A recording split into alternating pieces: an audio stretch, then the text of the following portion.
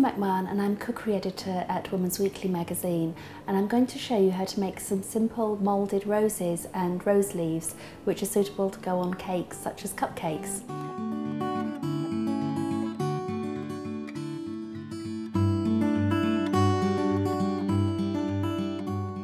I'm going to start by making a rose, and I've coloured up some of the sugar paste to a pink colour using paste colouring, and all the time that I'm not using it I keep it wrapped in a plastic bag just to stop it drying out. I'm going to knead it just a little bit more to make sure it's soft and to make sure that the colour is mixed all the way through it. Now to make my rose, what I'm going to do is break off a piece and roll it into a cone shape and press it on the work surface. Now because it's quite warm, my fingers are very hot and my hands are getting sticky, so I'm going to keep dusting my fingers in some icing sugar. And to make the first petal, I'm breaking off a small piece and I'm going to flatten this out so it becomes like a teardrop shape. And that curved edge of it, I'm trying to get that quite thin, and I'm going to wrap it around the cone.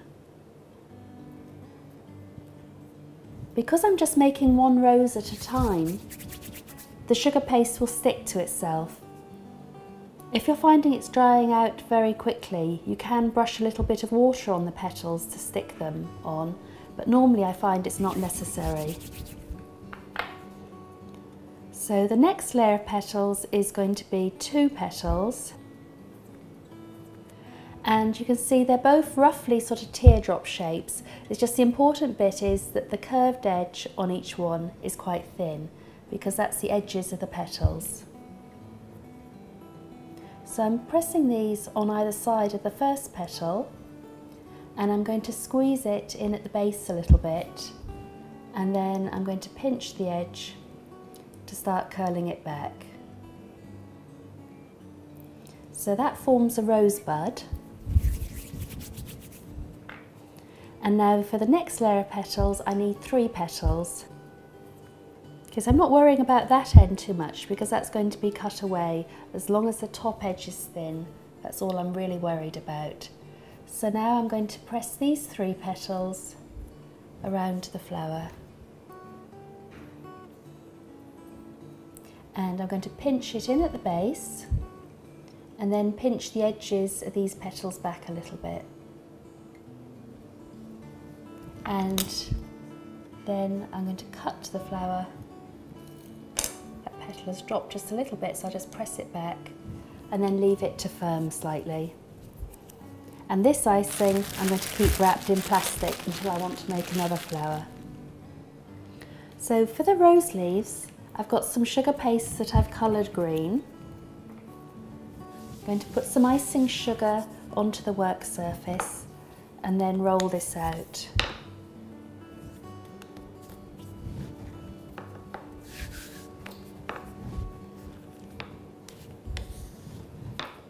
I keep lifting it just to make sure that it hasn't stuck.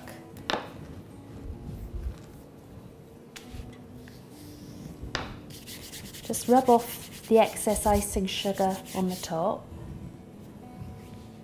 and then I'm going to use the cutter, press down, and the leaf comes up in the cutter, and then I press it on the work surface and lift it again, and then press the plunger, and then I can just give it a slight curl, and then I leave these to dry a little bit.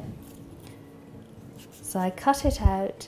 I'm pressing it on the work surface and pressing the plunger just to mark the veining, and then taking it out of the cutter. Now if you're wanting to put the flowers and leaves on cupcakes, you can cover the top of the cupcakes with some fondant icing. I've used fondant icing sugar, which I've mixed up with water to give me a thick spreading consistency, and I've already got it in a piping bag, and I've coloured this as well with some paste food colouring. If you're unable to find the fondant icing sugar, you can just use ordinary icing sugar and mix it up to a thick paste. But the fondant icing is slightly glossier and thicker. And if I'm doing lots of cakes, I find the easiest thing is to pipe it on the cakes, but you can just spread it on with a palette knife if you don't want to go to the trouble of piping. Put the icing on the top, and I'm just going to tap the cake down so that the icing will have a smoother surface to it. And I'm going to arrange 3 leaves, a bit like an aeroplane propeller, and put the rose on the top. So this is my finished cupcake with my moulded rose and my sugar paste leaves.